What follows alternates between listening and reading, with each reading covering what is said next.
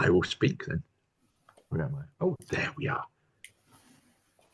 Good morning, dear people. And today is an interesting topic, or an interesting statement of a topic. This is our friend Barney Smith, who is going to talk about being a whistleblower in the land registry. Barney. I just want to check, do people know what the land registry is and what it's there for? You probably think you know what it's there for. It's actually there to prevent fraud, and it's there at the behest of the legal profession and the finance houses who lend money. The last thing they want is somebody selling the deeds to a piece of property to two different people and then going off to Brazil. Nor do they want people to get a mortgage from two different banks and head off to Brazil. So it's a system of registration, very much like registering switching the log of a car from one owner to another, but it's quite elaborate, and it ensures that if anyone's lending money on the property or if anyone is proposing to purchase, that it's declared in advance so anyone else who's doing the same can see what's going on. So there's the frog in my throat. There's a transparency over the transactions of all the parties involved, and as a result, the land registry, although it's a business owned by the government and runs on business lines, government's invested in it, and the government gets a return on its investment, a fairly good one. Each Conservative government that's come in has considered privatising it and then quietly dropped the proposal, and it remains a nationalised business, because the last thing the banks and the lawyers want is to be milked by a privatised land registry, and they have enough lobbying pressure on all the Conservative government so far to prevent them nationalising the land registry. Privatising the land registry. So it works very well. It provides an income for the government, and it provides a service at a very reasonable cost, although it's very convenient for people who can do frequent transactions with it online. It's becoming much harder for private lay people to do it by post or phone call or calling at the premises. It's cut its costs, and it does it efficiently for those people it is really there for, which is the lawyers and the banks.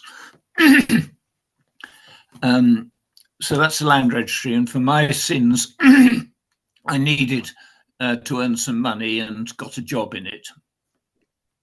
I wasn't very good at it. It was clerical work, and lots of detail and a lot of boredom.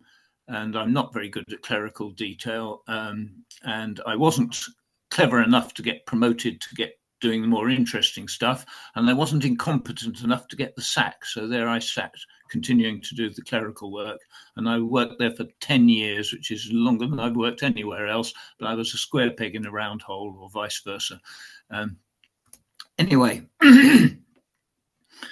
That was it. As well as doing a financial return to the government, it also reports on two measures of how it's performing, performance-related measures. And one set of measures is on how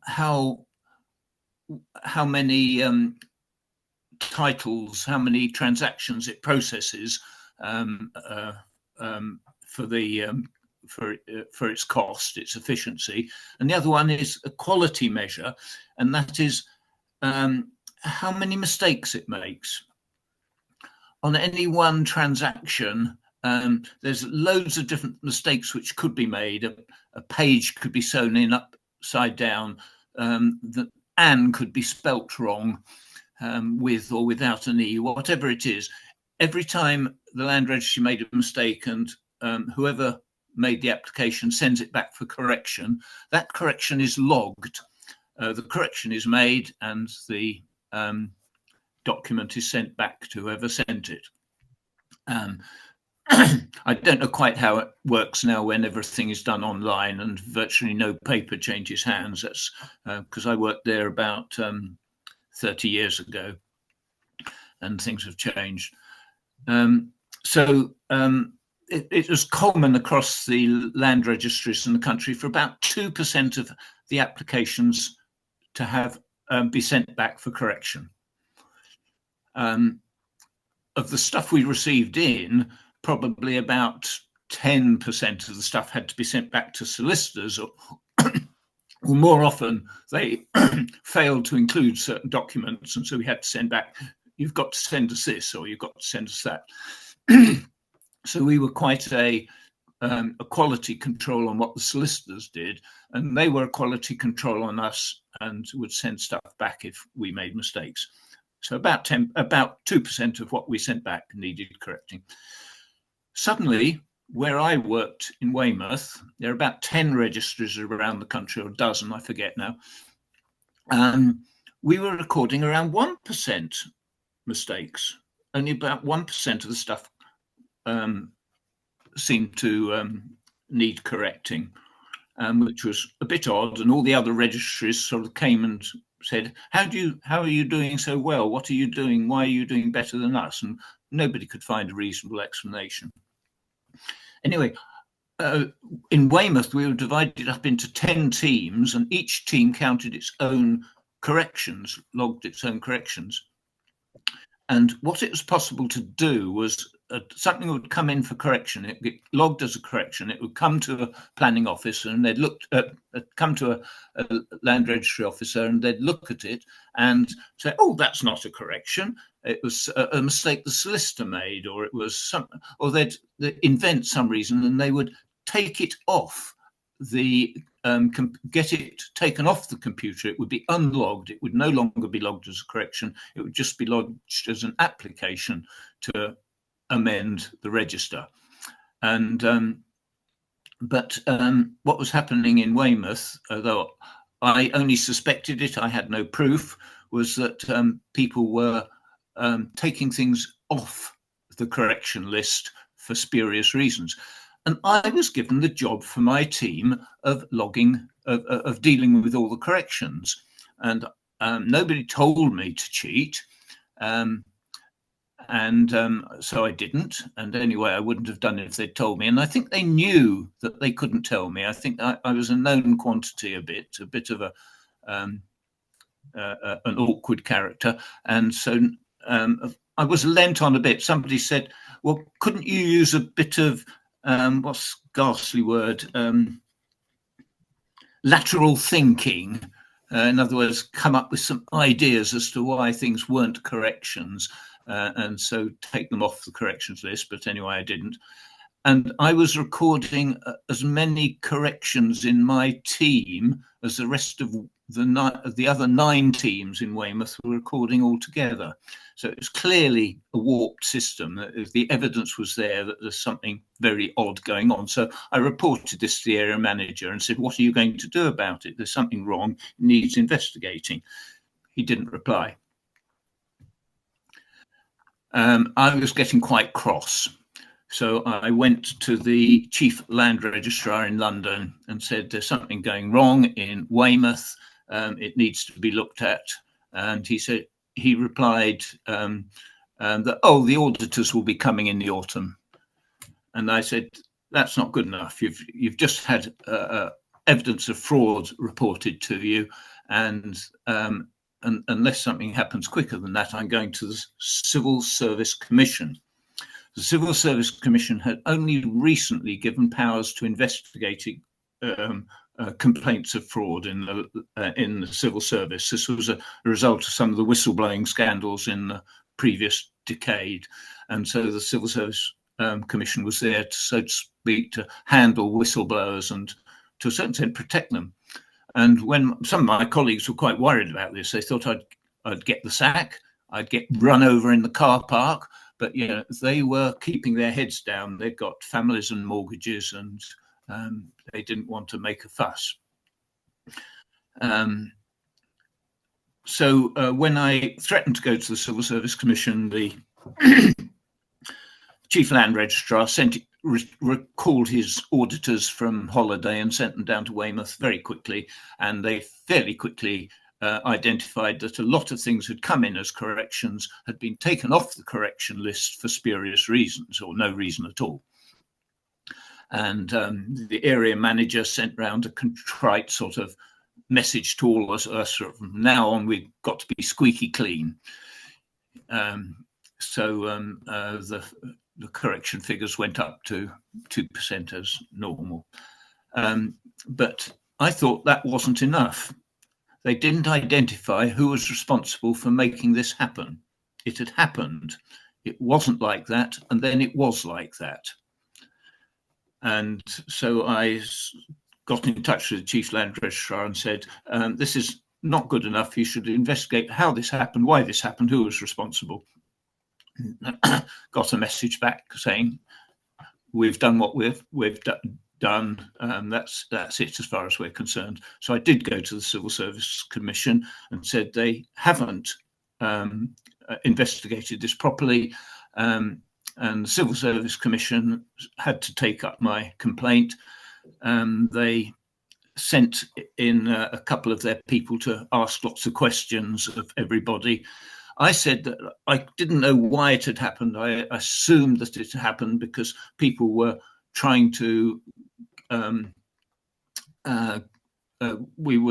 all this talk was about performance-related pay and promotional opportunities being based on performance and things like that. I thought people were fiddling the figures in order to enhance their career prospects, but I only flew that up as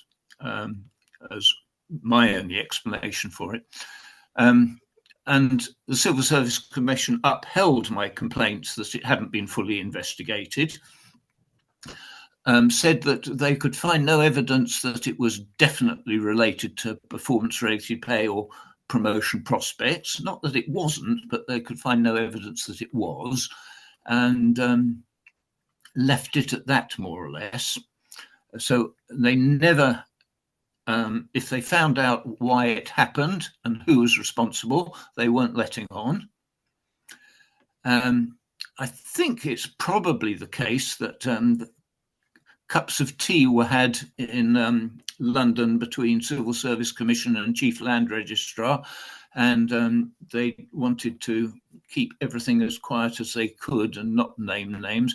I suspect that from the Chief Land Registrar right down to the area manager and the deputy area manager in Weymouth, they knew what was going on, and the deputy area manager in Weymouth subsequently didn't get a promotion he might have expected to get, which is about as near as pointing a finger as they got. But I think there was definitely pressure put on members of staff who otherwise were very content to do a good job. I was quite impressed that people in the Land Registry on a whole had pride in their work and liked to do a good job. And I think pressure would have had to be brought on them to fiddle figures.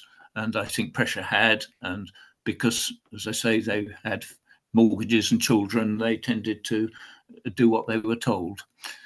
So it was reported to Parliament that year that two appeals had been investigated.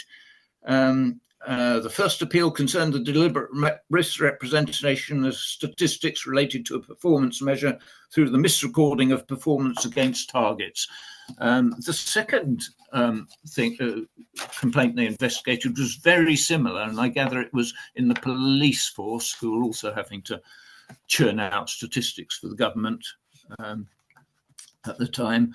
They say the appeal was upheld. However, a number of considerations should be mentioned to put the appeal and the findings in context, and then they go through all the reasons for not making a fuss. And they don't actually name the Land Registry in the report. It's interesting. But what the Land Registry had to do in order to satisfy the Civil Service Commission was actually change the process by which corrections were handled. So instead of being farmed out to 10 teams, the corrections were handled in a single by a single person or small team, which actually would be more prone to fraud than farming it out to 10 teams. But anyway, they'd done something to show that they had taken it seriously. So I wasn't sacked. I wasn't run over by a car in the car park. I was treated by most of my colleagues with discomfort. They knew that I had done something that they wouldn't have done. I asked one person as to why they thought I'd done it and at all. And they said, well, possibly because you're a Quaker, came back the answer, which was interesting. That, you know, that they'd identified me as odd, not quite one of them. And for Christmas presents, I got things like reused toilet paper. You know, they print it to make it look dirty. And a blow-up alien was another sort of joke Christmas present I got from my colleagues. So yes, they knew I was slightly odd, but I embarrassed. My behaviour embarrassed a lot of them. Some of them were quite supportive, although quietly supportive. My trade union colleagues couldn't see a way of the trade union helping me, but they were morally supportive, and several others sort of congratulated me at keeping going. I wasn't very good at doing it. I was quite rude in my letters to the Chief Land Registrar and things. I could have been much more diplomatic. Might have got a better response. That's, I think, my spiel. I'm quite happy to clarify things or just for you to chat amongst yourselves. I thought that was really interesting, actually, Barney. Oh, hang on, I have demuted. It's okay. It's interesting the way people regard anyone. It's two things really. People do look at anyone who they perceive as slightly different, and they do behave slightly differently accordingly themselves. But it's odd the way something that we applaud on a moral basis can still make us uneasy when it's applied by someone else. It's interesting, isn't it? I wonder what it is about human beings that causes this discomfort. So I think it's true in all sorts of. When I decided I wanted to become a Quaker, I only had one Quaker friend. And all my other friends, a minority, but some were Christians. The majority weren't anything special. And they thought the idea of becoming a Quaker, first of all, they had a laugh, but quite nicely, but they did laugh. But after that, I never found that the relationship with them was quite the same. And I couldn't tell if it was them or me. And I couldn't tell you now. But it's as if as soon as you express your difference, and I think it might be the same about when you come out as gay as well. Maybe it causes this mild discomfort among your friends. Anyway, I've been talking too long, but I don't know what other people think.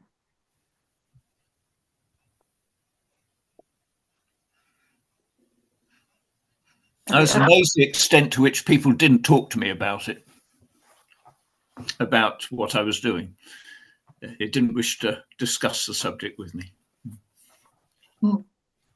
Yeah. It's this kind of awkwardness that people would have about that, you know, that it is kind of, we know we should be doing that as well, but, you know, it's kind of nearly following the herd type of thing, you know, because I think a lot of us are kind of morally good. We just don't want to feel kind of this putting one's head above the barricades, as the World War One statement would say, in that type of thing. But yeah, so there's something about, again, it's something about Quakers from the outside, which people I know from other friends and from my brother's friends and all that type of thing. I am classed as rather odd because one, that I'm a Quaker, two, that I have an outwardly moral stance that says, that I am, as I say, honest in word and deed, in that sense. But yeah, it still fills people with feel a bit odd about that type of thing.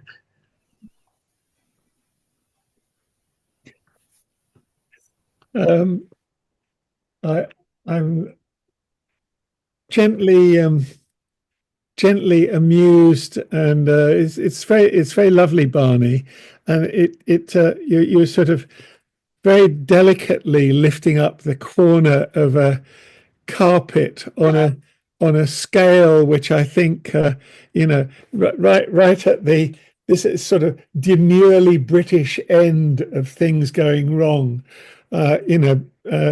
which can go all the way to enormous, colossal things. The best example I can think of at the extreme was Donald Rumsfeld coming in as Secretary of Defense or whatever, and saying that they've been auditing the Department of Defense, and there was $2 trillion missing, and we all know that stuff gets misspent, and we know that along this scale of things not being done right, it ends up having a human effect. Well, Angela will have all kinds of instances from school inspections being fair or unfair, or schools being run well or badly, and reported and not reported, no doubt. I mean, all those scales. And I was personally, I was involved in a turnaround project, doing remedial training for a food company in Europe, in the Netherlands, going in as a trainer, and they had they made soup, and there they exported it to Arab countries, and in the Arab countries the soup had been tested and found to have pig DNA in it, and of course Muslims. So it was a capital offence to sell pig meat, even in a soup. So it was really, really huge problem, and the company had got warehouses full of stuff that had been condemned, and they had to. We had training which was about getting people to be more open and honest. Largely, it was about open and honest communication, really, just being open to telling the truth, and as opposed to sort of hiding behind little institutional barriers and doing what was expected. So yes, you're,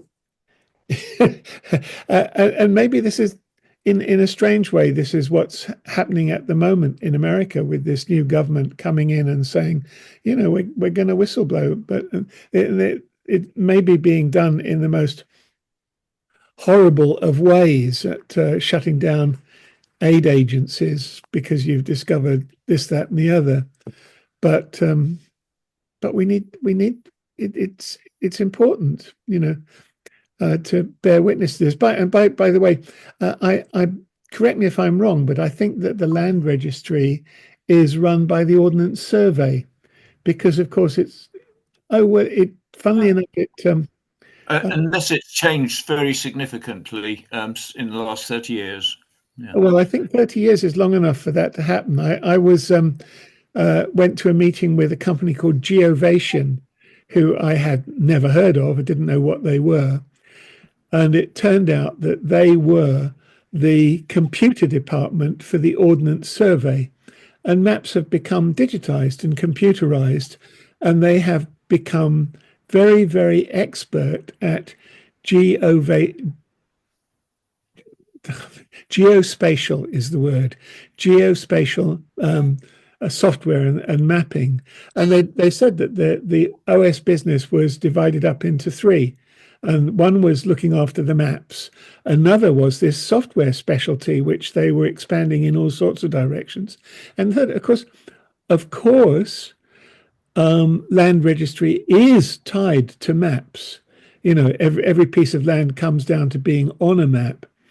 And the fourth thing they were doing, they were opening up a new business based on looking at land and what land was suitable for wind and solar, for alternative energy. Right, so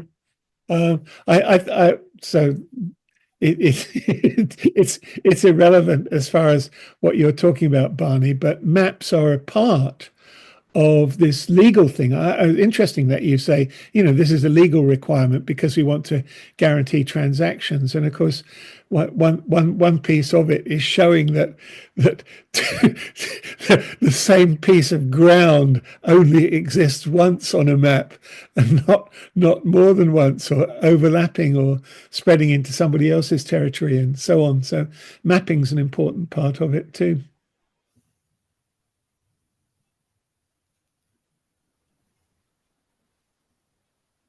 It's that classic thing, isn't it? That some places you speak of, but they don't exist on a map. They are being concealed for certain, what did they call them? Security reasons. You mean they don't appear on publicly published maps? Yep. You go, Well, there's also the situation whereby it's possible, I'm told, to claim a piece of land by staying on it long enough. I've got a friend who successfully claimed, well, I believe that she's been successful, a very small piece of land in Cornwall by living in a yurt on it for 13 years. And the last I heard, she was considered to own it, but that may not be correct information. But it's still interesting, the concept that if you stay on a piece of land long enough, that piece of land can become your property. Is that correct? Oh, yes. Sarah Malone is in the process. Yeah, my situation is very muddled because when I bought my cottage in Bedminster Down, the previous owner had gardened a large chunk of land that was previously owned by the council, but it was obviously established that she should have it. They'd fenced around it. Now, she'd been there for quite a while, and the person who inherited the house and the land, therefore, to sell it, wrote a letter ascertaining that it had been used for however many years. Right. So that was a possessory title to that land. What I am struggling with at the moment is to find whether this was established as I can't think what the name is now, but that established as actually a certificate, I think it is called, of ownership. But reading through the very muddled solicitor's letters, he was more concerned about whether it had to be insured and goodness knows what. I now found there were two bits of land. So all I know is that I have got a letter there that shows that it had been used for 12 years. I believe that is the established. If it hasn't been challenged during that 12 years, then the title can be changed from possessory to absolute. But it is that period of time that it must be used, but not challenged by anybody else who says, no, I've got ownership of that, you can't have it.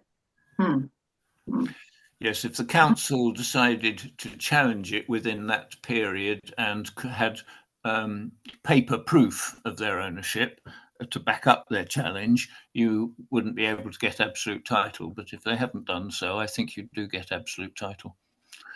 Obviously, council haven't noticed that a piece of their land has been taken from them, and if they haven't noticed for long enough, then they obviously aren't, don't deserve to keep it. Exactly. One of the things you might do if you owned a piece of land which was a liability, say it was on a slope and it was about to fall down on your neighbour, and you'd have to pay for it to be pay for all the damages and reinstatement or something, you might want to disguise the fact that you are the owner. You might want to change your name and change your address, and so that you are untraceable, and burn any deeds you'd got, because owning land isn't always an advantage. There are bits of land which are a liability. Interesting. Yes, there was a community set up in Wales called Lammas, where they did more than build yurts. They built little brick huts and everything at the top end of a field. And they eventually got to the point where they it became interesting and controversial because it was a sort of a low impact environmental settlement. And they made the point that their economic activity was very low key and was better than just having sheep on the field. And short story long, as we'd say, this became new legislation in Wales that you could be allowed planning permission on land if you could show that it met One Planet Living standards for being low impact. And that is sort of, this is sort of fringe planning permission for rural sites that could be better used than just having, in Scotland, good people were turfed out in favor of sheep, and the reverse is being shown to be possible, that you can turf out the sheep and bring in humans and look after the land upgrade it in environmental terms, do better than have it just be rough grass that's kept as short as possible by ruminants or whatever they are. Sheep probably not a ruminant, come to think of it. It is. Yeah, it is. Okay, fair enough. I'm city dweller gets his language wrong, but I think it's really interesting, Barney, the idea of how we use our land fairly. And of course, most of our land is in the hands of large landowners, and as a result, and land in cities only changes hand at very high prices, making the houses that come on the land almost unaffordable. And there's something very unfair about that. And the suggestion that communities ought to have more control over land in their neighborhood and be able to use the land sensitively for truly affordable housing, rather than affordable, which is always said with multiple quote marks around it, because affordable doesn't mean affordable remotely anymore. So, your example is quaint and lovely in a way, Barney. It's just people.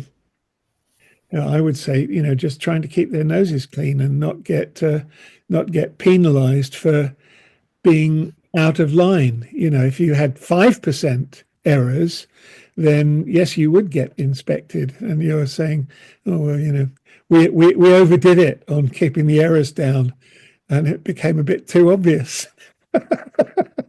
And that's documented all over the world. There are some famous experiments in America where behavioral scientists were measuring the output of industrial workers, and they discovered that there are all kinds of rules in this factory where they made telephone exchanges, Western Bell's Hawthorne electric plant, and there are all kinds of rules about the rate at which you should work so as not to appear out of line. And people who were too productive would get, they get the nod from their fellow workers. Look, slow down a bit. We don't have to bust a gut here. Let's all keep steady, and all over the place. And so putting attention on these things, causes effects and consequences. It's a very slight joke of a young man who went to his father and said, "Father, I've got lots of money. What do you think I should do with it?" And the father looked up and said, "Buy land. They're not making it anymore." Yeah. Which is very kind of a British thing as well.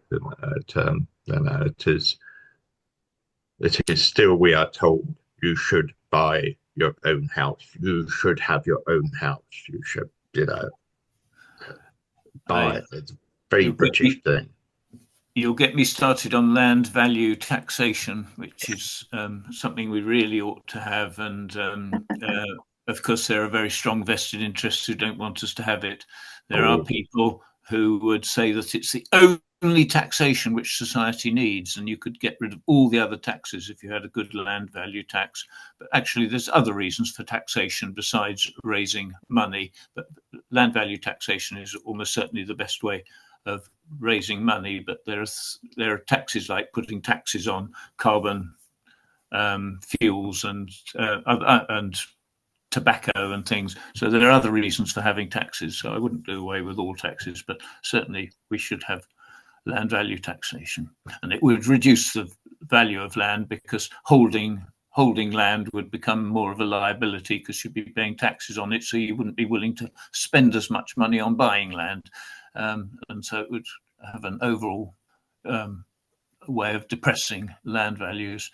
It'd be very useful.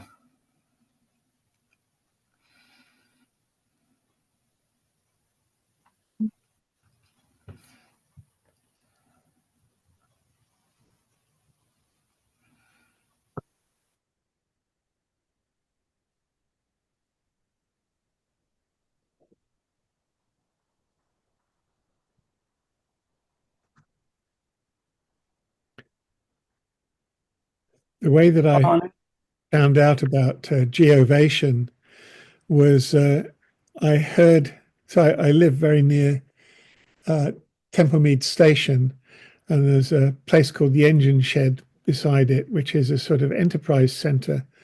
And there was an event being held there about mapping.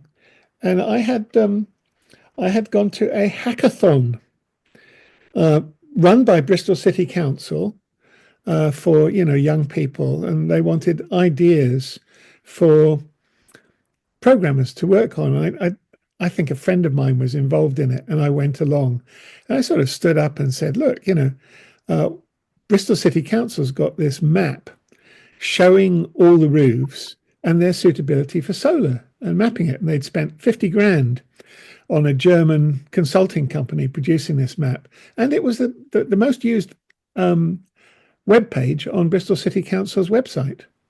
and it's got maps for all sorts of things. But one of the overlays on the map was solar roofs, and I went along and mentioned this at the hackathon, and I won a prize, it was a couple of £1,000.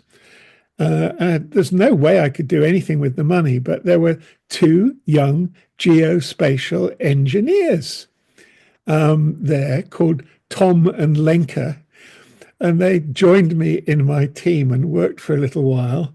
And I basically gave them the money to replicate Bristol City Council's map. And then sometime later, almost at the engine shed, Geovation were there, and I went along to hear what they'd got. They said, we're going to run an exercise for you, and what you're going to do is we're going to show you how you can use the Ordnance Survey's data to do a map showing which roofs are suitable for solar. And I put my hand up and I said, I've already done that. So could we have a talk about how you could apply this across the whole country? And I spent the afternoon chatting to this guy. And what Geovation were doing as the Ordnance Survey were working with the Land Registry and others to find, interesting and unusual ways. People are really interested and excited to work with maps and map data, especially, with sat nav and so on. It becomes how do you construct a map in such a way that you can find, it isn't just that it's marked as a path or a road, but you don't want to be sitting in a car and finding that the path that you're going gets narrower and narrower to the point where you can't go anywhere, which happened in the early days of sat nav and so on. So I'm sorry, it's off the side of what you were talking about, Barney, but once you get into a sort of coffee room conversation about a topic, as I know, talking about solar energy, people have 1,000 questions which are not quite directly on topic, but are sparked because of mention of a subject area. The beauty of the Land Registry system is once it had paid its rate of return to the government and raised its money from the applications fees, any surplus it could reinvest, and it did so. And it had its own computer division, which got it going in use of computers. And although I'm an IT phobe, I was introduced to various computer systems in the Land Registry, so that and they were just beginning to bring in the computer-based mapping when I left. Unfortunately, I was never on the mapping side. I was always on the text side. I'd have been much better if I'd been on the mapping side. They just didn't have the vacancies when I joined, but it was just showed how nationalised industry could run very efficiently, and they did, and continued to do so. I think it's not a national scandal ever. The Land Registry it does its job for the. And particularly the legal and finance profession have protected it from privatization. As far as I can work out, I've no direct evidence of I'm not in on the lobbying which goes on in Westminster and Whitehall, but it's quite curious how each Conservative government, when it's come in, whether it's Thatcher, Major or Cameron, they've all highlighted the Land Registry for potential privatisation, and they've all quietly ditched it. Right. Yeah.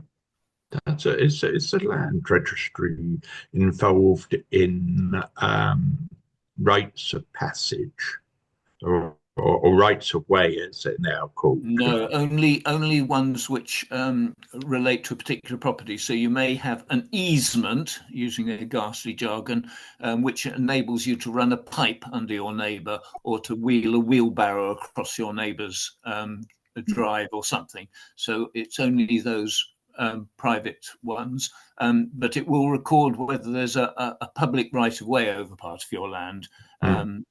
If if that appears in the deeds. If it doesn't appear in the deeds, if there's no evidence lodged as to its existence, then they won't record it. So they don't create information about public rights of way. They might record them where they occur on a particular private site.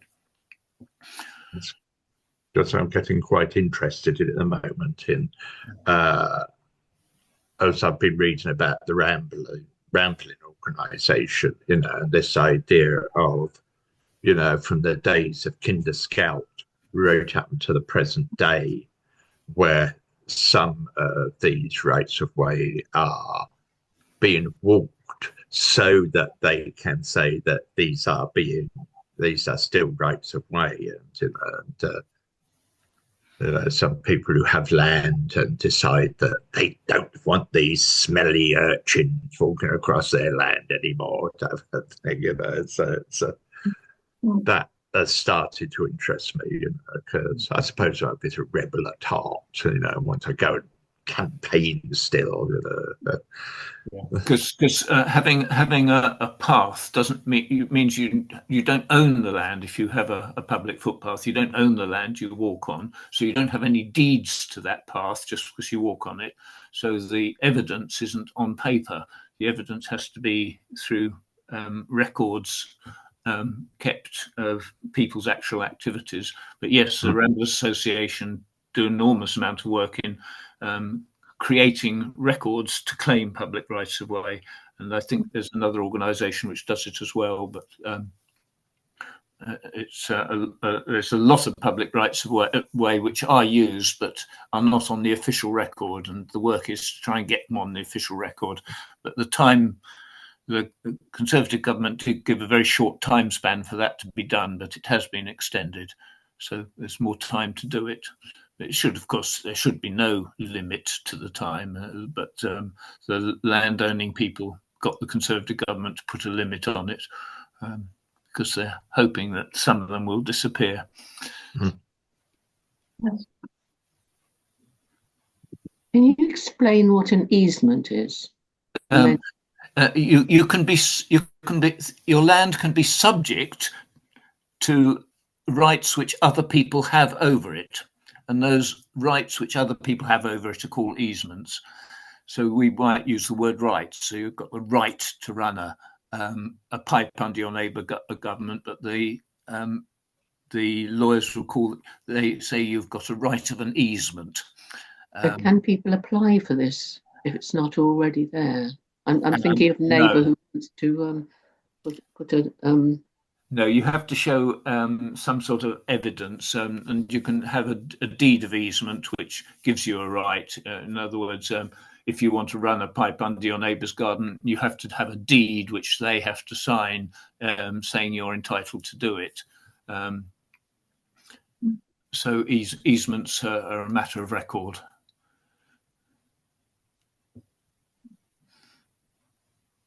Why would you want to run a pipe under someone else's land? If your electricity supply is on the other side and there's no other way to it, or fingers, yeah. I was at an event in Somerset recently run by Somerset Prepared, and for some reason I thought it was going to be about community energy, which is completely wrong. Being Somerset, it was about flooding. And there was the flood lady was there, this woman who's been flooded many times and has set up as a flood advisor. And there was somebody from the Somerset, whoever it is, looks after the rivers in Somerset, talking about land rights and how they are affected by drainage ditches, by, who owns the land when you've got a river flowing between two fields, and who's responsible for the river, and what happens when the river goes round a bend. Where does the land go out to? Where do you draw the lines? It was incredibly detailed. I mean, it was it was a learning, and and there was a quiz. There will be a quiz at the end, and there was a quiz at the end with bits of maps. Who's responsible for this bit of land? Who's responsible for looking after this ditch? What happens when this ditch goes under the road going into the property? What and so on. And it was whoa. Ordinary members of the public should stay well away, based on the fact that you probably don't need to know and it needn't affect you. But it is very, but it has to be. Somebody's got to say who's responsible for this bit of land. So when you own a piece of property, you also acquire its liabilities, which might be to pay for the church roof when it's replaced, because the manor might have been responsible for that, and then you buy a bit of the manor and you buy a bit of the responsibility for the. And you can take out insurance when you buy a property, particularly in rural England, against the possibility that you'll have to rebuild the church tower or the church roof, because quite often there's nothing in the deeds you get to indicate whether you're responsible or not. So the insurance people are very good at spotting opportunities for making money. So they offer you an insurance against, I think it's called chancel tax or chancel rates or something. Wow. All these things. I mean, alongside easements are words like curtilage, which you discover, is not quite so relevant when you live in a flat, that's got a management company and who looks after the site. All that stuff disappears. And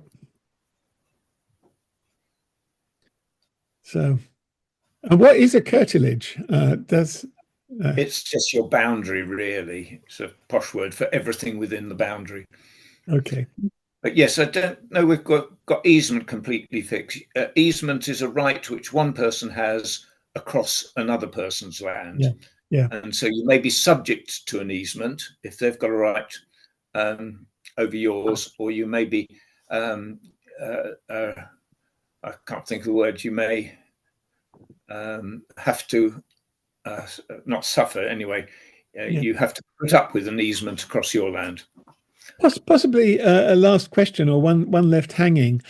Did this story that you've told us influence your leaving the land registry, or did you move on quite naturally for some other reason? I moved on quite naturally for some other reasons, with a certain amount of delight and relief, because being a square peg in a round hole is not a comfortable position to be in. But what they did was actually they gave me a lateral move. They put me in the customer service section. So I spent the last 2 years of the land registry answering the phone and doing very routine clerical work when the phone wasn't ringing.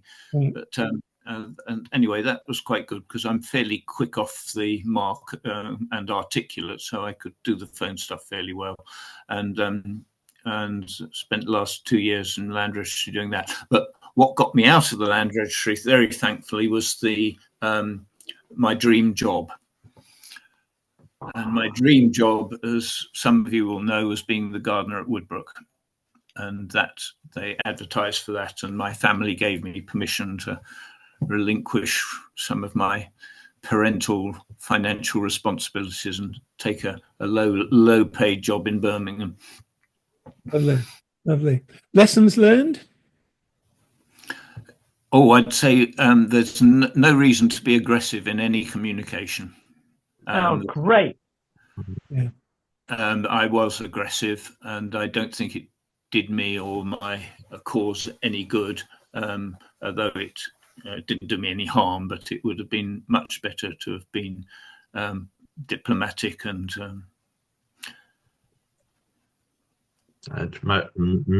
may I say, Barney, you did a wonderful job at Woodbrook. Yes, that was a round peg in a round hole. Yeah. But to talk about communication, I mean, I like to think of going up in the gears. Ask persuade, demand, threat. And it doesn't have, none of that has to be aggressive. It can just be. And I like that set of gear thinking because, you know, I think it's a good way of approaching how you're going to be insistent and try to sort things out.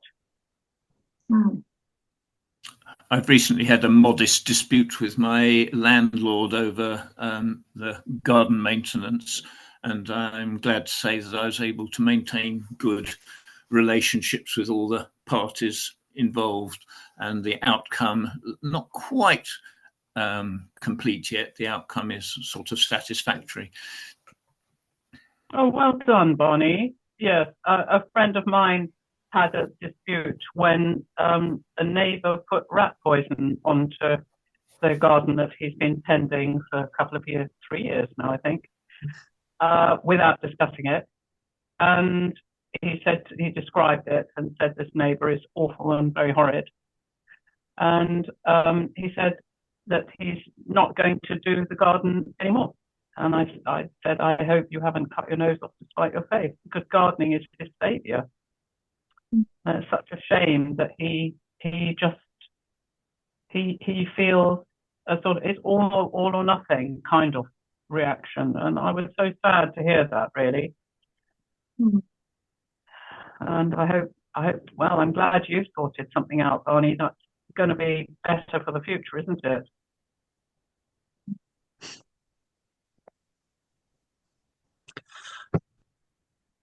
Right then, friends, I think we have come to a natural break here and now.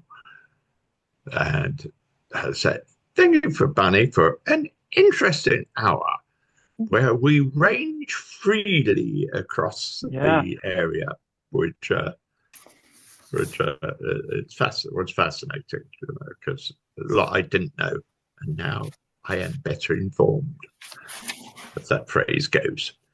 But he says, looking at Patsy and saying, "What's next week, Patsy?" We've got Gordon Purdy talking to us next week. Most interesting title, Gordon, The Estranging Sea.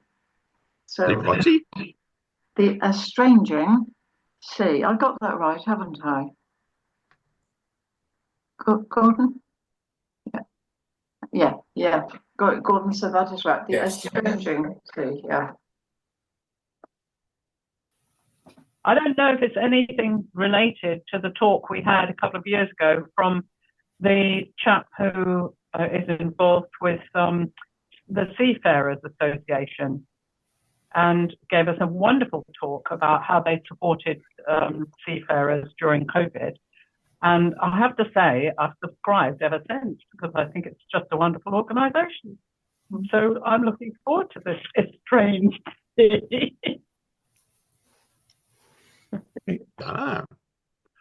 Different. Yes. Right then, folks. Thank you for your attendance. Do come again. Thank you.